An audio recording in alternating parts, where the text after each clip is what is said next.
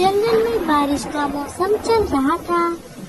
वही मीठी अपने दोनों बच्चों के साथ घोंसले में बैठी थी।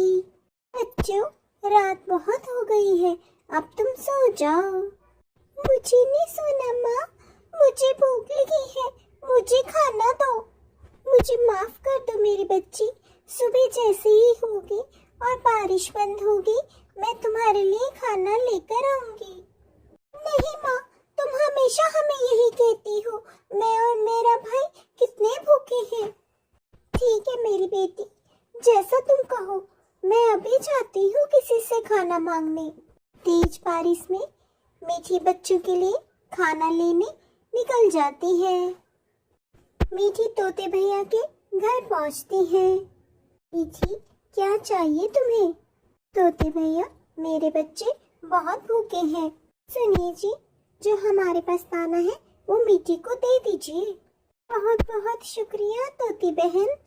फिर मीठी दाने लेकर अपने घर की ओर निकल पड़ती है और मीठी की गुड़िया इतने सारे दाने देकर झटपट उन्हें खा लेती है। वाह माँ, इतने स्वादिष्ट दाने, ये खाकर मजा ही आ गया। कालू जी, मेरे पेट में चूहे कूद रहे हैं। गौरी जी, तो मैंने कौन सा पकवान खाए हैं? मैं भी तो आपकी तरह भूखा ही हूँ। मेरे सामने ज्यादा चूचा मत करे, जाए और मेरे लिए खाना लेकर आए। कालू गौरी की बात मानकर चिड़िया के घर पहुँच जाता है। कालू भैया आप? हाँ मीठी बहन, दरअसल मेरी गौरी को बहुत भूख लगी है और आप जानती हैं, जब गौरी को भूख लगती है तो वो अपने गुस्से में मुझे भी पीट देती है। अगर आपके पास कुछ दाने हो तो हमें दे दीजिए, क्योंकि इस बरसात के मौसम में जंगल में दाना मिलना मुश्किल ही नहीं नामुमकिन है। मुझे माफ करना कालू भैया, मेरे घर में भी दाना नहीं है।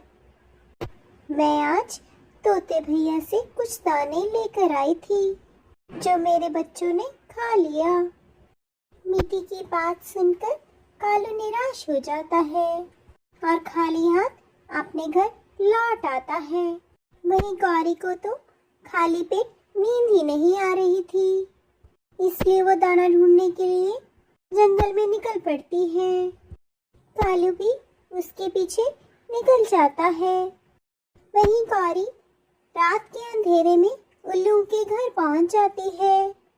वहां उसे उल्लू की पत्नी का हार नजर आता है, लेकिन उसे चोरी करते उल्लू पकड़ लेते हैं। चोर चोर, पकड़ो पकड़ो मेरा हार। चिल्लाते चिल्लाते वो दोनों गौरी को पकड़ लेते हैं। छोड़ो छोड़ो, मेरी गौरी को छोड़ दो, इससे बहुत बड़ी गलती हो गई, मुझे माफ कर दो। कालू और गौरी बड़ी मुश्किल से अपना पीछा छुड़ाकर उल्लुओं से बच निकलते हैं। हाय रे, मार डाला, उन कमबख्त उल्लुओं ने मार मार कर मेरी जान ही निकाल दी। अरे गौरी जी, अगर मैं वक्त पर ना आता तो आज आप मेरे साथ ना होती। वो तो अच्छा हुआ मैं आपके पीछे चल पड़ा, वरना वो आज उल्लू आपकी जान ही ले लेते। तभी दरवाजे पर दस्तक होती है। कालू जी, देखिए वो कमबख्त उल्लू दोनों घर आ गए, मुझे तो बहुत डर लग रहा है। तभी रानो आवाज देती है, कालू भैया दरवाजा खोलिए।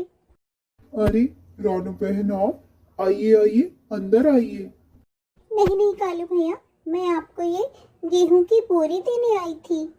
इस बरसात के मौसम में अनाज ढूंढना बहुत मुश्किल हो गया है और मैं जानती हूँ मेरी सहेली गौरी को भूख लगी होगी।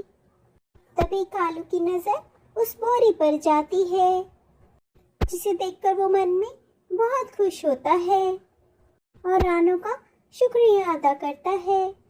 इसलिए दोस्तों, अगर हमारे पास सच्चा दोस्त हो तो हम हर मुश्किल का सामना आसानी से कर सकते हैं। हाँ, मुझे भी उड़ना सीखना है, मेरे सभी दोस्त उड़ने लग गए हैं। हाँ, मेरे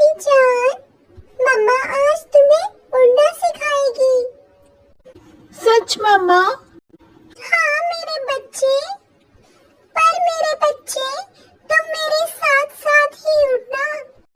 चिड़िया मम्मा की बात सुनकर उसका बेटा चीकू मम्मा को कहता है, ठीक है मामा, जैसे आप कहोगे मैं वैसा ही करूँगा। तभी रानू अपने बेटे चीकू को लेकर उड़ना उसे सिखाती है। मेरी जान, धीरे धीरे पंख को फैलाओ और ऊंची ऊंची उड़ान भरो। रानू के सिखाने से जल्द ही उसका बेटा उड़ना सीख जाता है। मम्मा देखो देखो, मैं उड़ पा रहा हूँ। अब मुझे उड़ना आ गया। अब मैं अकेले भी दाना ढूंढ सकता हूँ। आपको मेरी चिंता करने की नहीं है कोई जरूरत। तभी रानू चीकू को रोकना चाहती है, पर चीकू की नजर बस स्टॉप पे खड़ी बस पे पड़ती है।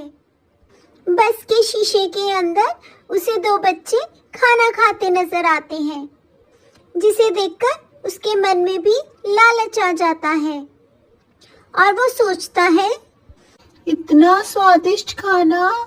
यही सोचकर वो बस के अंदर चला जाता है और बस में गिरे चावल के दानों को खाने लग जाता है। खाने में वो इतना मशरूफ हो जाता है कि वो भूल ही जाता है उसकी माँ कहाँ रह गई।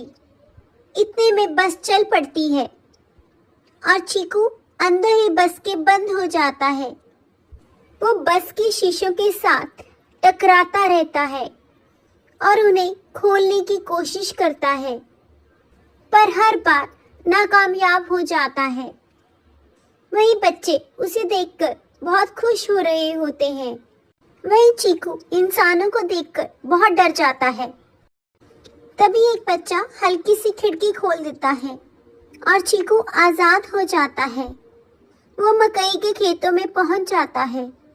वहाँ मीठे मीठे मकई के दाने देखकर उसका मन ललचा जाता है। वो एक बार फिर अपनी माँ को भूल जाता है और मजे से मकई के दाने खाने लग जाता है।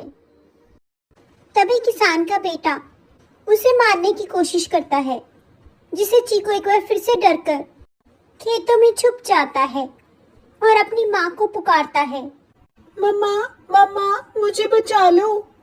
तभी वहाँ पे चिड़िया मम्मा आ जाती है। वो अपने बेटे की आवाज सुनकर रुक जाती है और खेत के आसपास घूमने लग जाती है। उसे यकीन था उसका बेटा यहीं कहीं पर है। एक बार फिर आवाज लगाने पर चिड़िया मामा अपने बेटे के पास आ जाती है।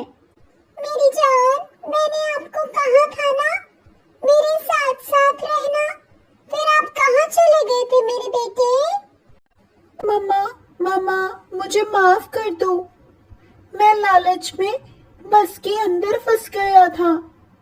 मेरी जान, मैंने आपको समझाया था, लालच बुरी बला है, आगे से ध्यान रखना।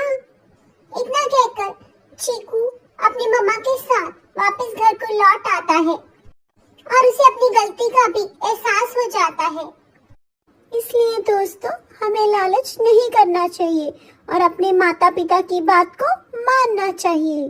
जंगल में बारिश का मौसम चल रहा था।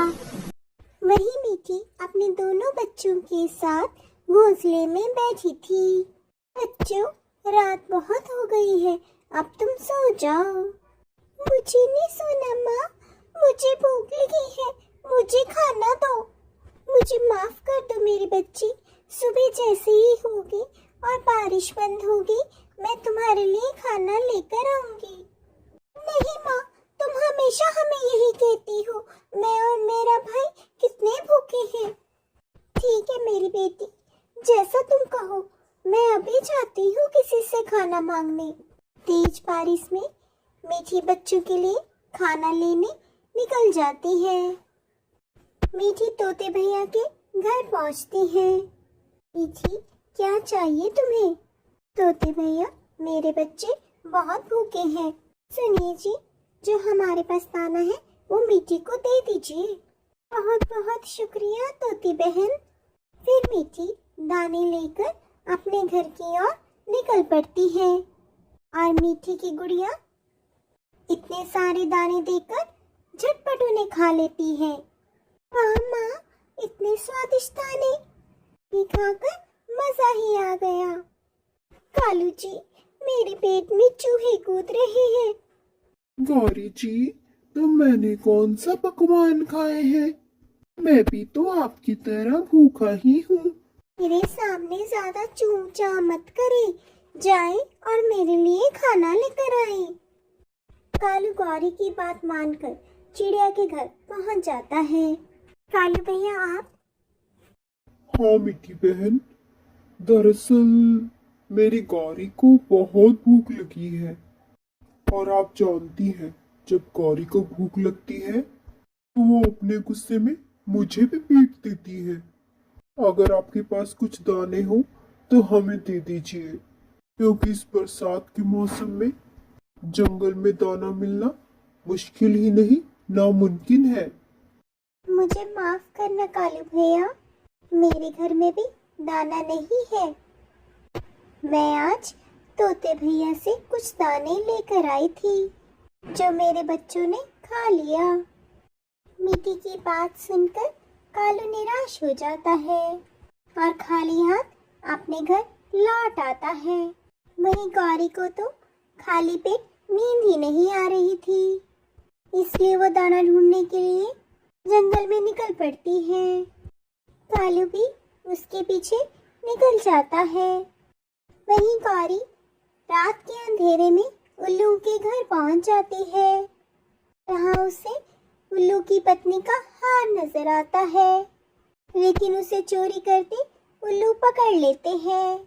चोर चोर, पकड़ो पकड़ो मेरा हार।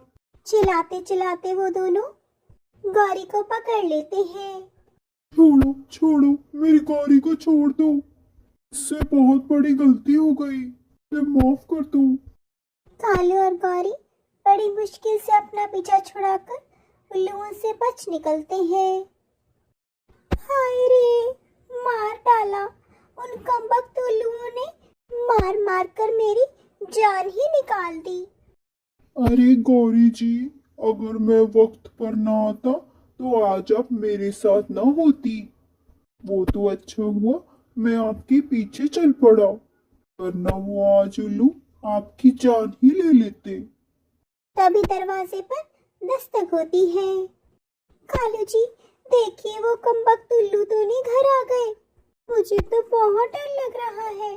तभी रानू आवाज देती है, कालू भैया दरवाजा खोलिए। अरे रानू बहन, आप आइए आइए, अंदर आइए। नहीं नहीं कालू भैया, मैं आपको ये गेहूं की बोरी देने आई थी।